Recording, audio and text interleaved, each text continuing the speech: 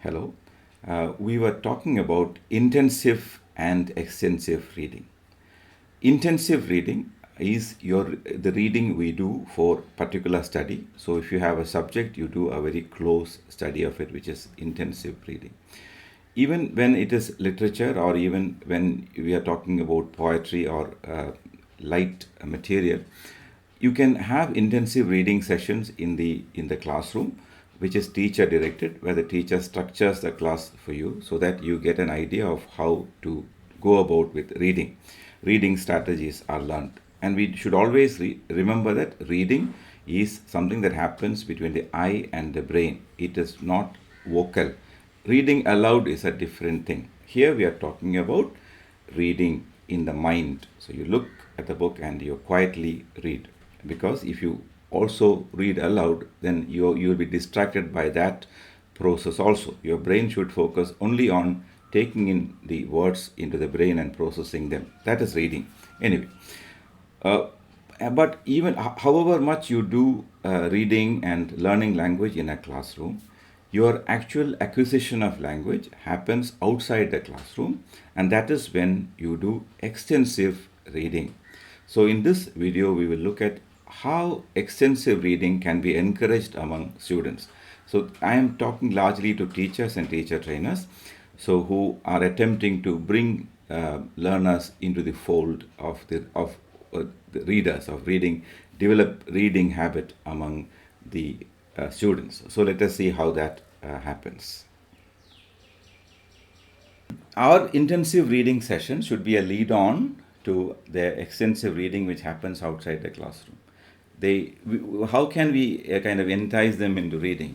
Teacher can bring books in the class and show them, encourage them to go to the library and read, and you can encourage them to go to bookstores and look at the blurbs and become. We can give them tasks like that rather than it's very tricky because students, those who do not have a reading habit, it's very difficult to get them into it because you can discourage them also. So you can have activities like go to the bookstore or go to a book exhibition and look at the blurbs and come back and say what are the most common themes of the books, etc. So they are not actually reading. You're not asking them to read the books at all. We are trapping them into taking a book in hand and looking at it, looking at the blurb, and kind of smell the book and kind of get to know how it is to be with books. That's very, very important. And that is something the teacher can do in the class. By showing that the teacher has a passion for books, students will also, at least a percentage of them, will want to have to do something with books all the time. So you can also read parts of the books. So about parents who want their children to learn, the worst thing to do is to insist that they should read because it's very tricky. Children generally tend not to do what the parents tell them. That is in their blood. It is same with us when we were children. I remember I would hesitate to read any book that my father insisted on my reading. But at the same time, if a book is there and nobody insists that I should read it, I might pick up and read it. So I think it's applicable to general human nature. So we need to expose them to books and allow them to choose the book that they want to read. You'll be alarmed sometimes. The books that you loved, the books that you thought your students will read, they may not. They will have their own books. But your job is to introduce them to the world of books. So it's very unwise to insist that you have to read that book and come up with an assignment, etc. Unless the students are very recalcitrant, it's always better to entice them into the world of reading. I do not know how practical I sound, but I think this is the only way out.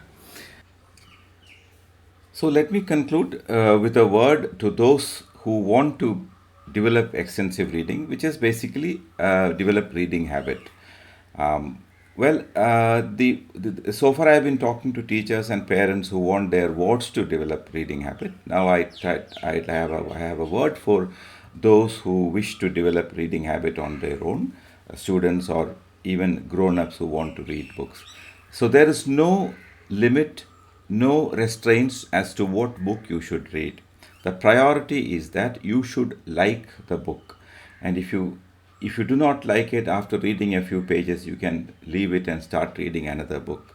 The beauty of extensive reading is that you have the wide choice of read or not to read books. only thing is you should read a lot and pick up books that you like. It's not essential that the books you read are all classics or greatly acclaimed works.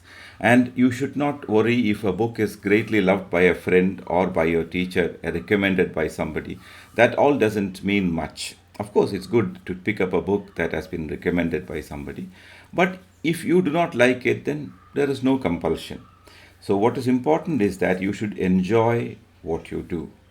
So, thank you very much, and also wish you all the best with your reading.